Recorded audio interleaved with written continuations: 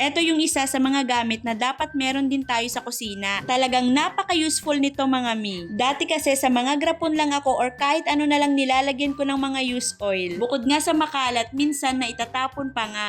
So nasasayang na dapat pwede pang magamit. At hinihintay ko pa nga lumamig ang mantika bago ko isalin. Pero ngayon dahil may matino na akong lagayan ng pinaggamitan ng mantika, ay eto na nga ang gagamitin ko. Wala na ngang masasayang at makakatipid pa nga. Ang size pala nitong nakuha ko ay 1.9 liter. Pero may iba pa po silang mga sizes. Ang nagustuhan ko pa dito mga mi ay may kasama na siyang strainer or salaan. Nasasala talaga yung ginamit na mantika. Kaya malinis na yung naitatabi natin na used oil. Mas maganda talaga kapag nasasala agad yung ginamit na mantika para laging malinis din at pwede uling magamit ng ilang beses. At wala pang masasayang na mantika at makakatipid ka pa. May kasama na nga rin itong pinakapatungan niya or base para na din hindi magkakalat ang mantika.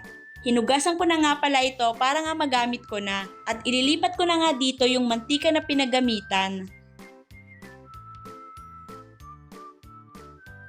O diba ang ganda, nasasala niya talaga mga mi. At tingnan nyo nga yung mantika ay malinis na at pwede na ngang magamit uli ng malinis. Made of stainless steel na nga ito kaya hindi basta-basta kakalawangin. Matibay pa at pang matagalan na. Sobrang nakakaginhawa nga kapag meron kayong ganito. Madali pang gamitin at madali lang siyang linisin. Kung nagustuhan nyo nga rin ito mga mi, ilalagay ko na lang ang link sa Yellow Basket.